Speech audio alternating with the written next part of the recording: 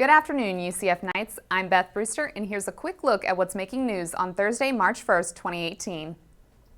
Theater UCF is publicly responding to a sexual harassment complaint filed in 2015. The complaint is about John Heil, a faculty member. Heil works in Theater UCF's scene shop. He's still listed as employed on the Theater UCF website. The director of the School of Performing Arts sent an email on Tuesday addressing the complaint. Then, two Title IX representatives visited the Performing Arts Center yesterday. Title IX is the federal law against sexual harassment and discrimination in public educational institutions. The representatives say they'll host more in-depth listening sessions moving forward. UCF Elections Commission hosted its final SGA presidential debate of the semester. 3 presidential and vice presidential candidates used this event to address last-minute concerns from students. Students and the Elections Commission asked hard-hitting questions about specific platform points. One of the main concerns from students was how the candidates plan to pay for their platform promises. Election Commissioner Chris Mari explains why this last debate is crucial.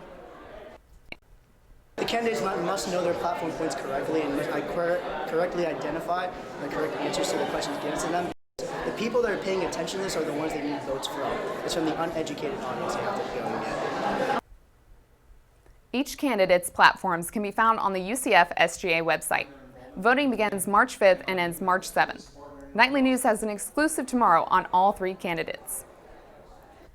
2 UCF students held a meeting to discuss raising funds for a UCF-wide trip to March of Our Lives in Washington, D.C. The trip is to join others in Washington, D.C. who want a change in response to the mass shooting which took place in Parkland. The organizers of this trip came up with the idea last week. Rachel Cohen says she wants it to be a UCF-wide trip because she thinks if students go that they would gain a lot. I think that they'll learn the power of a movement, the power of a march, what can actually be done when people come together and fight together for something that they believe in. If any students are interested in going on the trip, they can email ucfmarchforourlives@gmail.com or donate by going to Facebook to get the UCF to March of Our Lives and click on the link for the GoFundMe. To close out Black History Month, UCF's multicultural organizations put on an event with skits revolving around Black Is. The presentation featured dramatizations from past experiences in Black history. The skits dealt with a range of topics including police brutality, slavery, and voting rights. The organizer of this event said the exhibition was to show UCF's campus the power and strength in numbers among Black students. The event ended with a performance of Lift Every Voice and Sing, the Negro National Anthem. A new transportation system for students is coming to UCF. Red Coach buses are UCF's newest affordable means of transportation for students and staff. The luxury buses will provide routes to 10 cities around the state of Florida. The first month, students will get to ride the shuttle service for free using code RIDEUCF18. After that, rates vary depending on the route, but student discounts will be available. The shuttle will run Monday, Thursday, Friday, and Sunday. To register, email your student ID and phone number to students@redcoachusa.com. The Knights are looking for a big win over the number 11 Wichita State tonight. They've lost 2 straight, and momentum is something they need heading into the AAC tournament next week. The Knights are 17-11 this year, and the last time the Knights faced the Shockers, UCF fell 81-62. They've also lost big games to Tulsa and Temple on the road since beating SMU at home back on February 17th. But with the first round of the AAC tournament starting March 8th, the Knights are just trying to take it one game at a time. The Knights will face Wichita State in their second to last game of the season, and head coach Johnny Dawkins says the team is excited to be back home. They play a fast pace. They have a lot of guys that are capable of knocking down shots and scoring. We have to play our game. We have to understand what our strengths are and continue to play to them for the full 40 minutes, not just for 20 minutes. The Knights and the Shockers tip off at 7 p.m. at the CFE Arena tonight. The UCF second to last game of the regular season will be broadcast on ESPN. The Knights have scheduled 2 more games with a Power 5 team. If you were hoping UCF's football cryptic tweet from Wednesday afternoon meant an upcoming matchup with Alabama or Nebraska, you may be disappointed. Instead, UCF Athletics announced Wednesday at 3:30 that UCF will play UNC for an extra 2 games in the next 6 years.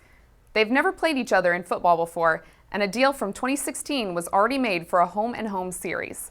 The first meeting of the 4-game series will happen September 15th in Chapel Hill, North Carolina, and won't end until UCF hosts UNC in 2025.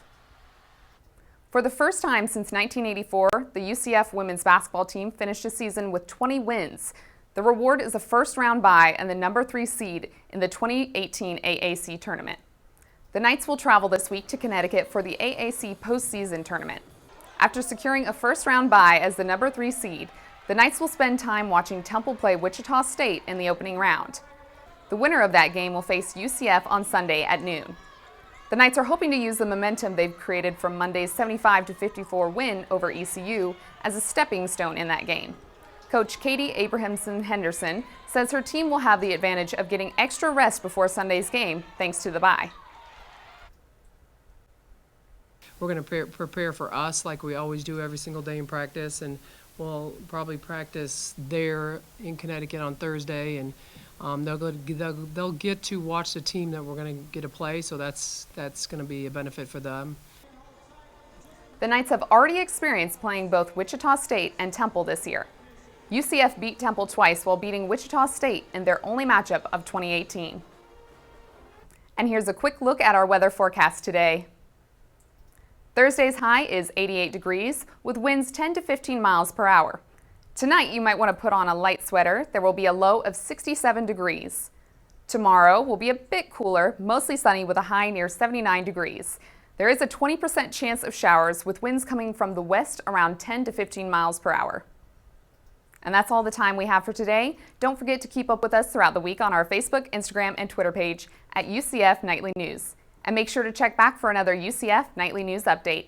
I'm Beth Brewster. Thanks for watching and have a great day, UCF.